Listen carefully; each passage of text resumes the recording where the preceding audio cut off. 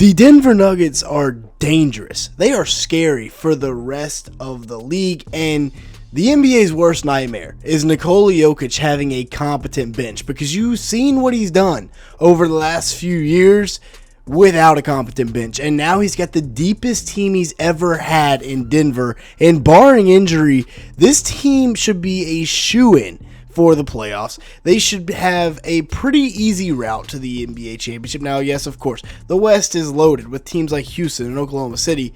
I'm still taking the Nuggets over all of them. But seriously, this is a team that if I'm another NBA franchise, I don't want to see these guys standing in my way in the playoffs. Of course, they have the best player in the world. So that's the first problem. What are you going to do about Nikola Jokic? Because nobody has seemed to find a good enough answer to slow him down. Yes, you can contain him a little bit, but he's still averaging a 30 bomb with 13 boards and 10 assists while shooting 58% from the field and 42% from three.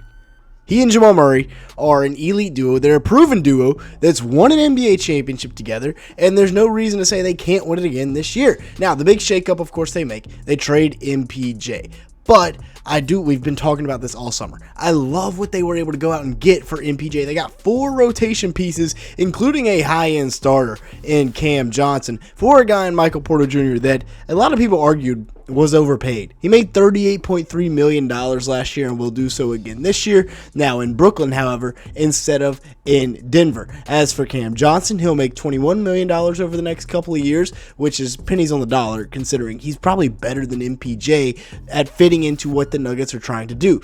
Jonas Valanciunas, another guy here, $10.3 million next season. You combine those two, you're still looking at about $31.3 million instead of the $38 that MPJ was going to make. Bruce Brown, you add another $3 million into that, then you're looking at $34.3 million for these 3 players combined, and then you add the $3.6 million and you come up with just about $300,000 less than what MPJ was going to make, which is honestly crazy. This is what the new look starting 5 looks like. Cam Johnson in there, a much more consistent, more dependable starting small forward. Then you got Bruce Brown and Julian Strawther off the bench with Tim Hardaway Jr., with Peyton Watson, with Jonas Valanciunas, and then you even got, these 4 guys as they bring in are all fantastic, and they're all winning players, and they're all just high-quality NBA role players. And then Cam Johnson, he's a high-end starter, like we said, one of the best 3-and-D wings in the league. Playing alongside of Nikola Jokic, expect him to have the best season of his career,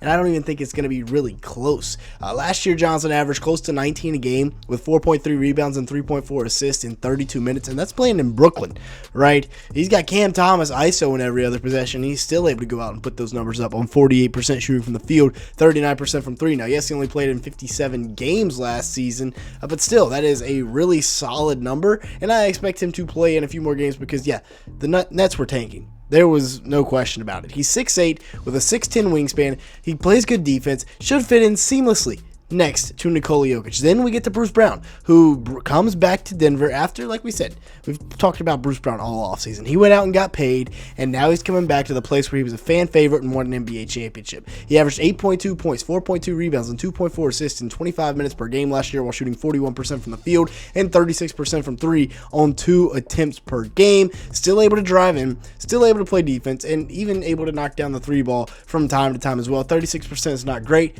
but on the bright side, at least Brown and Brown defense attorneys are back. Just a smart player. He's a guy that's going to come in and just contribute to winning at that backup point guard spot, taking over for, of course, Russell Westbrook. The next guy up is Jonas Valanciunas, and I'm a big fan because Joe Val was going to go overseas. At first, when they swung this trade, they traded Saric and like a second-round pick in exchange for Valanciunas, who will now come in to back up Jokic. And remember, he stands at 6'11", 265 pounds. So the dude is a unit, coming in averaging about 10.4 points per game last year with the Kings, 7.7 rebounds, 2 assists in 19 minutes a night, shot 55% from the field and 22% from 3 on about a half attempt from beyond the arc. He's by no means a three-point shooter. He's just a bruiser in the paint. Look at the touch right there, though, on the fadeaway. Really solid pass right here, just a touch pass to Keon Ellis. So when he comes in the game, he is going to be a seamless fit behind Jokic and just going to continue to put pressure on the other team's centers. Tim Hardaway Jr., We've talked about him all summer as well. He's a guy that can come in and absolutely change the trajectory of a game. 11 points, 2.4 rebounds, 1.6 assists, 41% shooting from the field, 37% from 3 on 6 attempts per night. He can activate takeover mode on any given night, but the downside of that is he can also shoot you out of a game on any given night coming in off that bench. It's kind of a wild card, but he will be the X factor for this Nuggets team in a lot of big playoff games. This was their bench last year.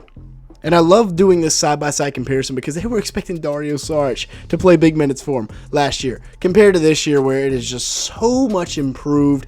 And that doesn't even take into account the fact that Julian Strawther should have a breakout year this year.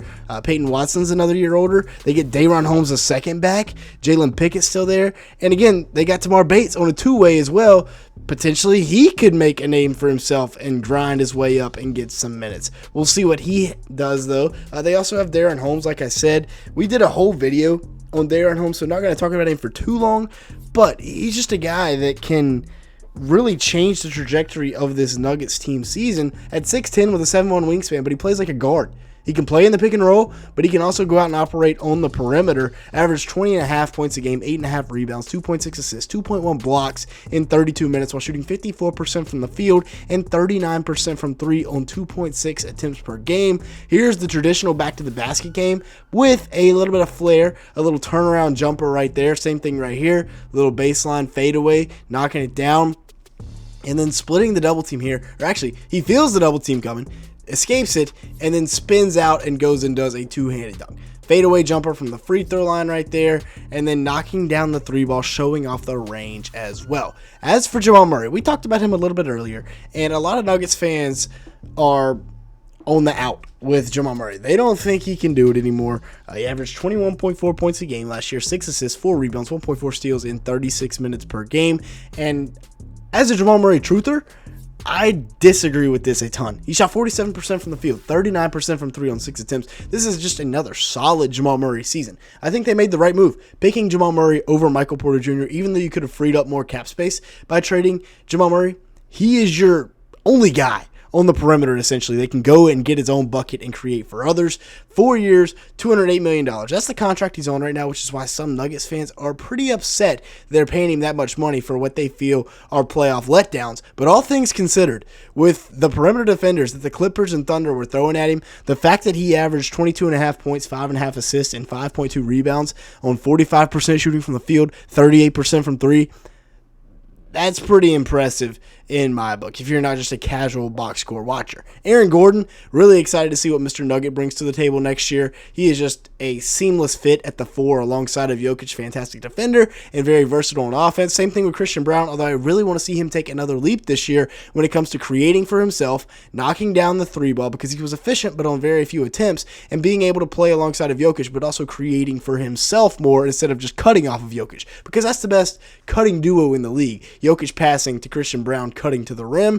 But yeah, I think this Nuggets team is dangerous. I think it's their year to go out and make a point, to go out and make a statement and win the second NBA championship of the Jamal Murray, Nikola Jokic era, and then maybe they run it back the year after and go out and win another one. But I have them as my favorites coming out of the Western Conference right now. Y'all let me know your thoughts though down in the comment section below. Make sure to hit the like button, leave me a comment down below, and hit that subscribe button if you did enjoy at any point. And with all that being said, thanks so much for watching today's video.